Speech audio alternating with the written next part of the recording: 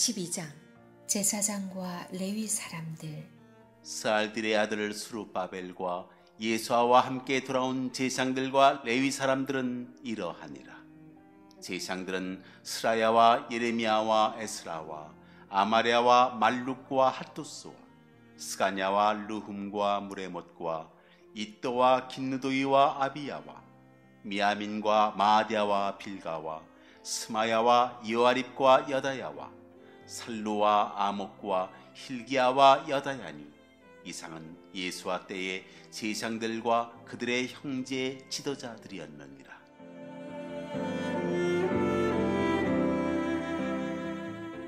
대제사장 예수아의 자손들.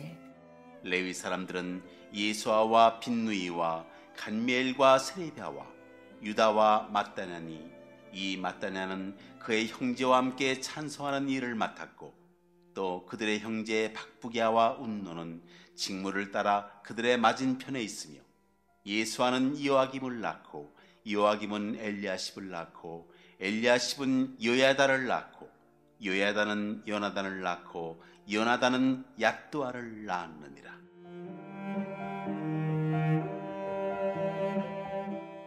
제사장의 족장들. 요아김 때 제사장 족장된 자는 스라야 족속에는 무라야요 예레미야 족속에는 하나냐요 에스라 족속에는 무슬람이요 아마리아 족속에는 여호하나니요 말루기 족속에는 요나단이요 스바냐 족속에는 요셉이요 하림 족속에는 아드나요 무라요 족속에는 헬게요 이또 족속에는 스가랴요 긴느돈 족속에는 무슬람이요 아비야 족속에는 시그리요 미냐민 곧 모야다 족속에는 빌데요 빌가 족속에는 삼무아요 스마야 족속에는 여호나단이요 요야립 족속에는 막드네요 여다야 족속에는 우시요 살레 족속에는 갈레요 아목 족속에는 에벨이요 힐기야 족속에는 하사비아요 여다야 족속에는 느다넬이었느니라.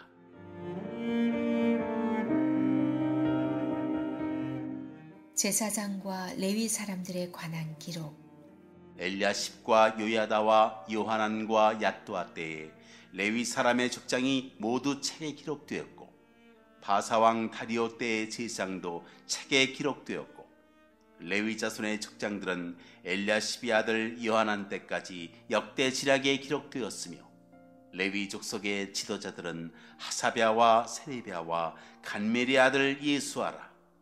그들은 그들의 형제의 맞은편에 있어 하나님의 사람 다윗의 명령대로 순서를 따라 주를 찬양하며 감사하고 마따냐와 박부기야와 오바댜와 무슬람과 달몬과 악굽은 다 문지기로서 순서대로 문 안의 곡간을 파수하였나니 이상의 모든 사람들은 요사닥의 손자 예수아의 아들 요야김과 총독 느헤미야와 제사장 겸 학사 에스라 때에 있었느니라.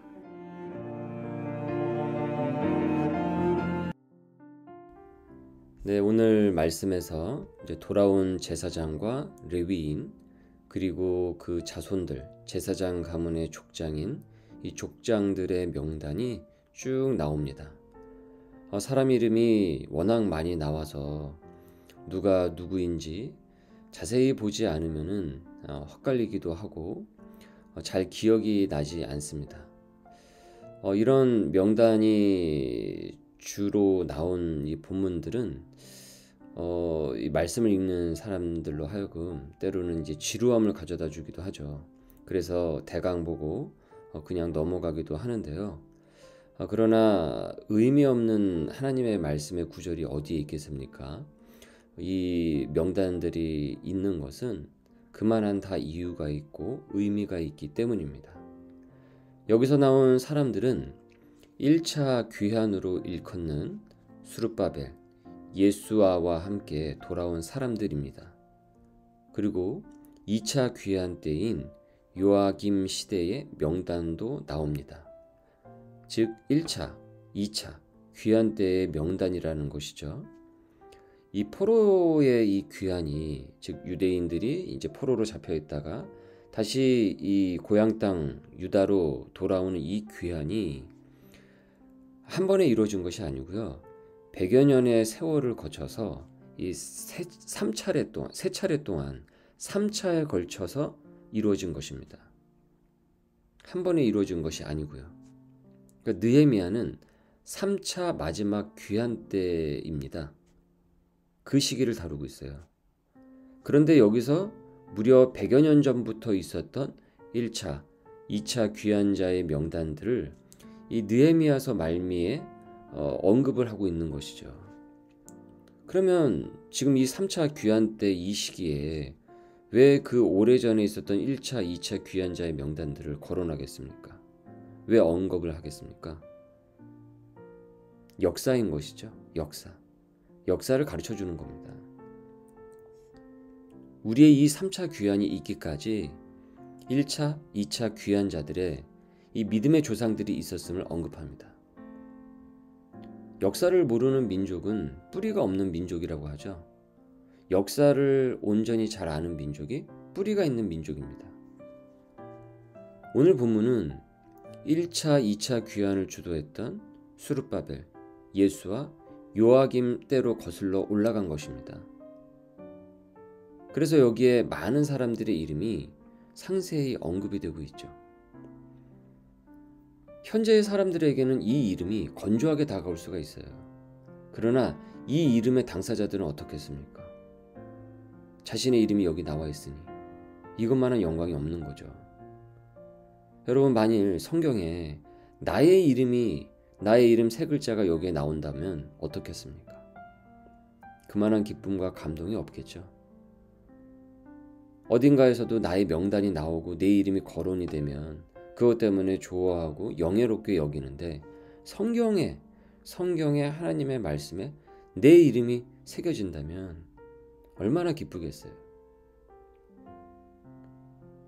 그래서 요한계시록에서 너의 이름이 하늘나라의 생명책에 기억되고 있다라는 것을 너희들이 알아야 한다라고 하고 있죠. 여러분, 우리가 이 땅 가운데서 하나님의 나라를 기억하면서 믿음의 분투를 하는 그 백성들은 하늘나라의 그 생명책에 다 기록이 되어 있습니다. 이처럼 오늘 말씀에서도 보듯이 하나님께서는 그 전에 있었던 사람들의 존재와 그 이름을 다 기억하신다라는 것을 보여줍니다. 잊힌 줄만 알았던 자신들의 이름이 바로 여기에 있는 거예요. 이분들의 이름을 기억하시는 그 하나님께서는요, 나의 이름도 기억하십니다. 사람들은 몰라도 내 믿음의 분투와 역경을 몰라준다고 할지라도 그 믿음의 분투와 역경을 거쳐간 그 나의 이름을 우리 하나님께서는 기억하십니다. 그래서 사람이 몰라줘도 실망만 하지 않습니다. 왜요?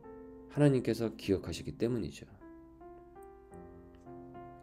이 새벽 큐티를 꾸준히 지키며 말씀으로 하루를 시작하는 그들의 중심을, 우리의 중심을 우리 하나님은 다 아십니다.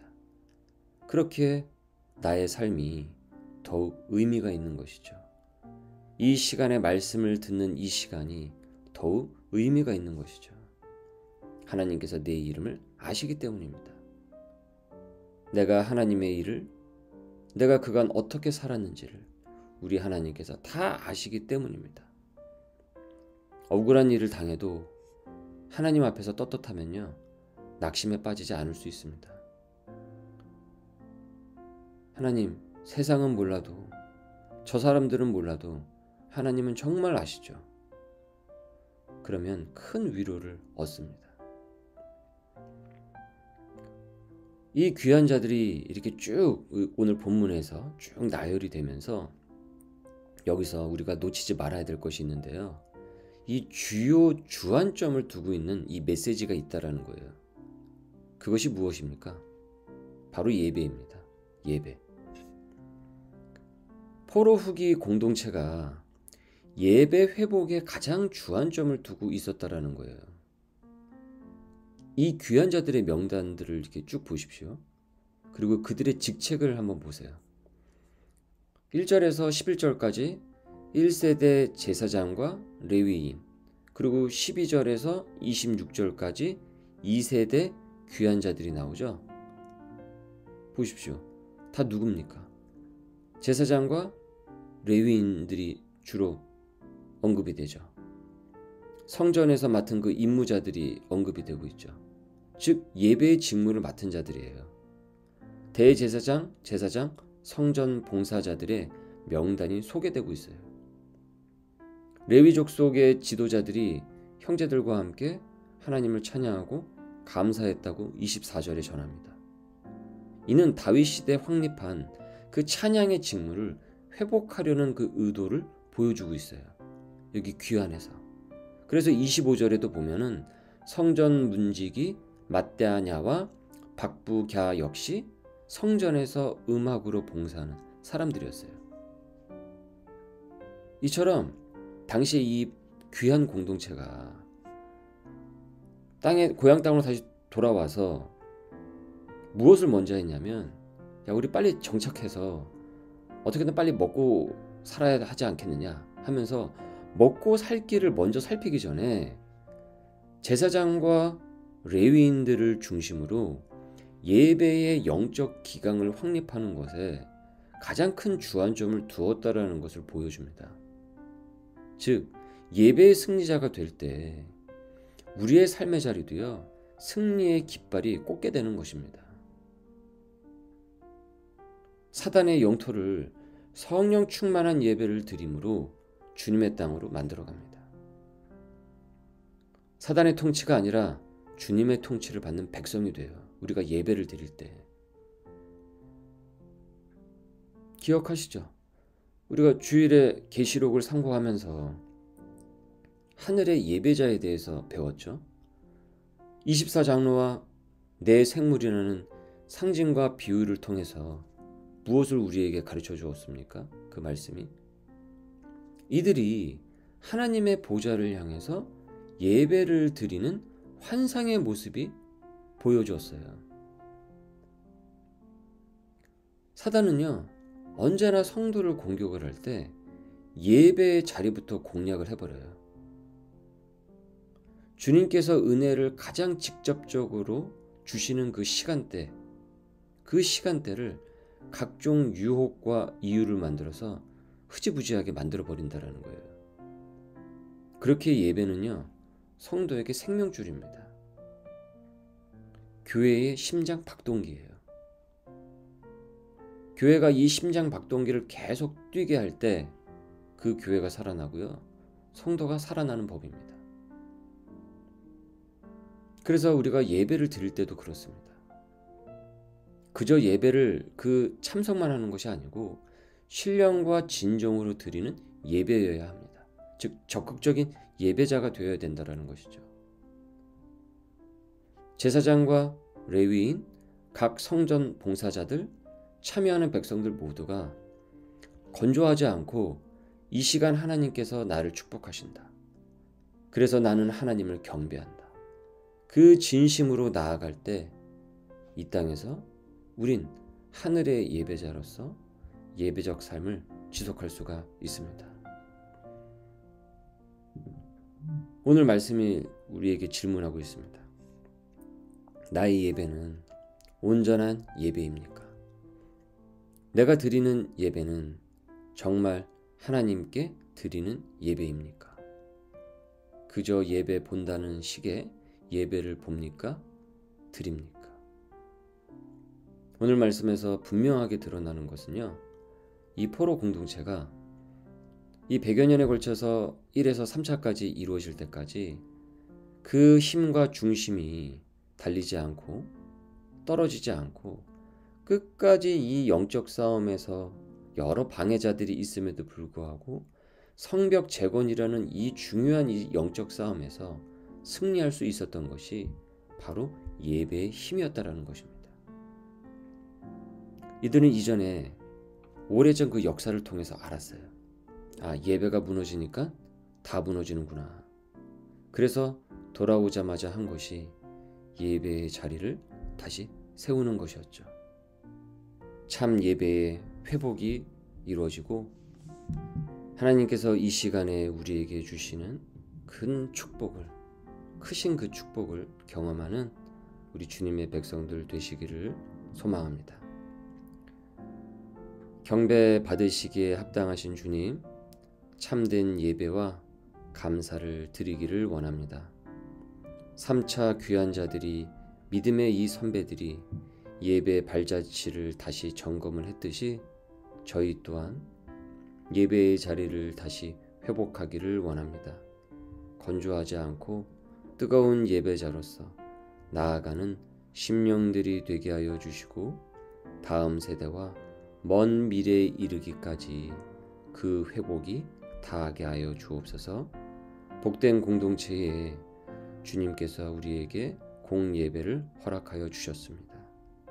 새벽 큐티와 수요, 금요, 그리고 주일 예배에 이르기까지 언제든지 매일 나아갈 수 있도록 시간과 공간을 주셨습니다.